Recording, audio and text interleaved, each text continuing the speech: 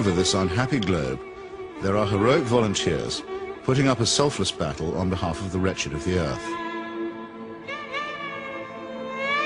But only one of these is considered to have invisible means of support, to be nothing less than a saint. What makes Teresa of Calcutta so divine?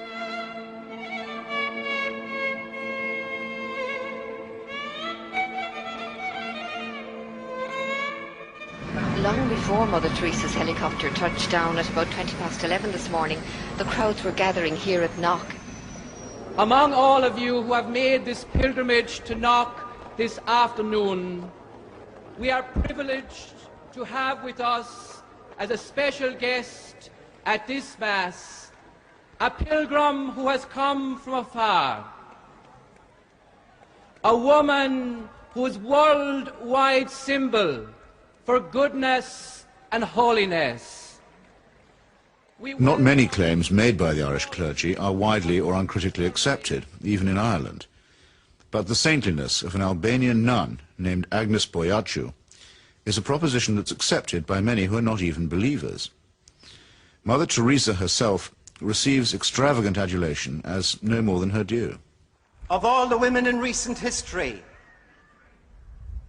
no one has captured the public imagination like Teresa of Calcutta. I'm not being facetious, and I'm certainly making no comparison when I say that no woman has made such an impact here since Our Lady herself appeared in 1879. So how did this auction of hyperbole and credulity get started? In that year of grace, 1969, the scrupulously neutral and objective British Broadcasting Corporation permitted that old fraud and mountebank Malcolm Muggeridge to pay a devotional visit to the Calcutta Shrine. Well, Teresa, after I met you in London, really the only thing I wanted to do is to come and see you in your work here. Now I've seen it, and of course it's a shining light.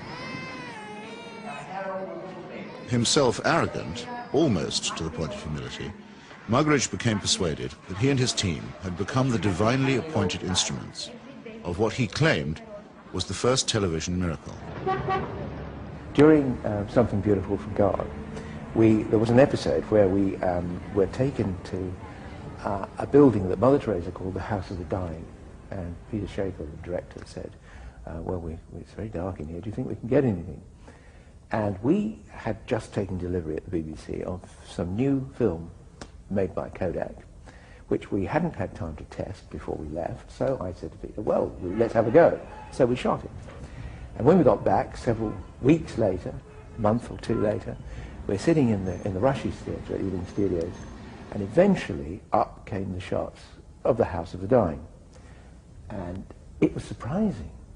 You could see every detail. And I said, that's amazing, that's extraordinary. And I was going to go on to say, 3 cheers for Kodak. I didn't get a chance to say that, though, because Malcolm, sitting in the front row, spun round and said, it's divine light. It's Mother Teresa. You'll find that it's divine light, old boy. And 3 or 4 days later, I found I was being phoned by journalists from London newspapers who were saying things like, we hear you've just come back from India with Malcolm Muggeridge, and you were the witness of a miracle.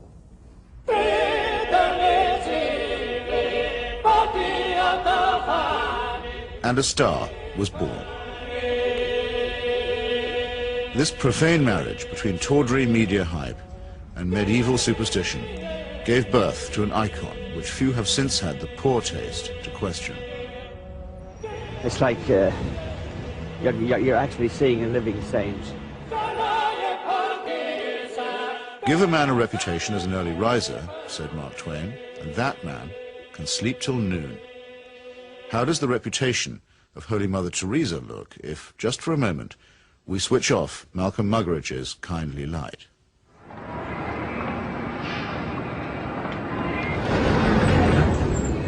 Mother Teresa is a Nobel Prize winner. She's a symbol. People in the West talk about her, so Indians adopt her at that level. The fact that what she does on the streets of Calcutta is really irrelevant to them.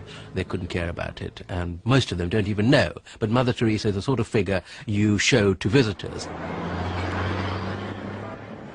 Mother Teresa's flagship institution is her home for the dying, a hospice which purportedly sweetens the last moments of otherwise destitute lives. My initial impression was of all the photographs and footage I've ever seen of Belsen and places like that, because all the patients had shaved heads. There are no chairs anywhere, there are just these stretcher beds, and they're like First World War stretcher beds. There's no garden, no yard even, no nothing. And I thought, what is this? This is 2 rooms with 50 to 60 men in one, 50 to 60 women in another. They're dying. They're not being given a great deal of medical care. They're not being given painkillers really beyond aspirin and maybe, if you're lucky, some Brufen or something for the sort of pain that goes with terminal cancer and the things that they were dying of. And I thought, what's the point? Right from the very beginning, I wanted to serve the poor purely for the love of God and to give them what the rich people get with money. I wanted to give to the poor for the love of God. They didn't have enough drips.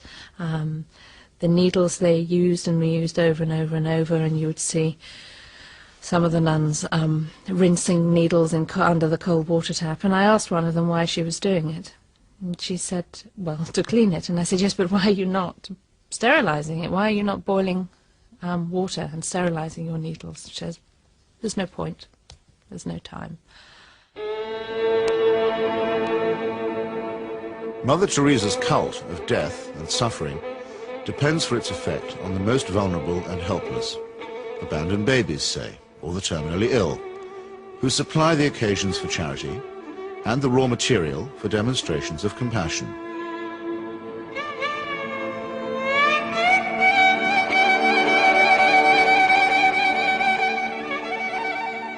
The first day I was there, when I'd finished working in the women's ward, I went and waited on the edge of the men's ward for my boyfriend, who was looking after a boy of 15 who was dying. And an American doctor told me that she had been trying to treat this boy and that he had a really relatively simple kidney complaint that had simply got worse and worse and worse because he hadn't had antibiotics, and he actually needed an operation.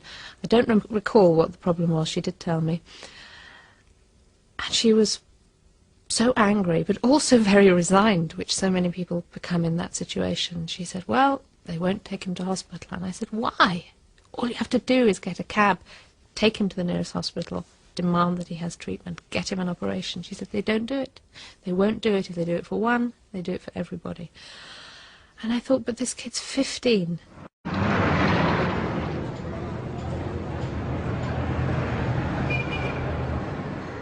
I ventured on my own pilgrimage to the missionaries of charity in Calcutta in early 1980. Who could fail to be touched by the work of the orphanage? Not I, though I did find myself a little put off by the mission's motto, he that loveth correction, loveth knowledge. Bit of a workhouse ring to that, perhaps. But it was Mother Teresa herself who completed the wreckage of the effect. As we stood by the tiny cots, she turned and said, this is how we fight abortion and contraception in Calcutta. Now, it might be argued that a campaign against family planning is low on the list of Calcutta's many pressing needs. But as a leading member of the Pope's fundamentalist tendency on matters of sex and procreation, Mother Teresa has made this single issue into her global crusade. The greatest destroyer of peace today is the cry of the innocent, unborn child. If a mother can murder her own child in her own womb, what is left for you and for me to kill each other? Tenderness about the unborn is an emotion that I share myself. But tenderness about the unborn also becomes an overtly political matter when it's preached by a presumable virgin who also campaigns against birth control. Let us promise Our Lady, who loves Ireland so much, that we will never allow in this country a single abortion.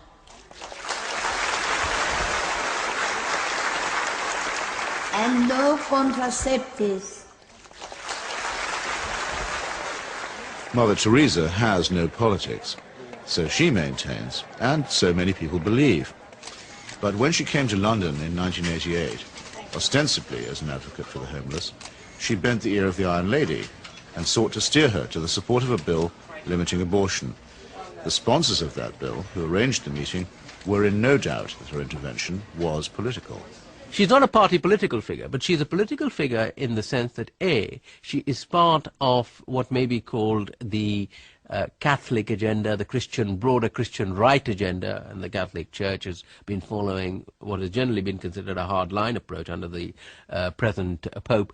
Now, she's part of that agenda, and that is fairly political agenda. I mean, you know, no abortion, opposition to birth control, ideas like that are fairly, you could say they would be contested in the political arena. And the second factor is that she is also part, if you like, of the Western agenda, where the West is still part of the third world.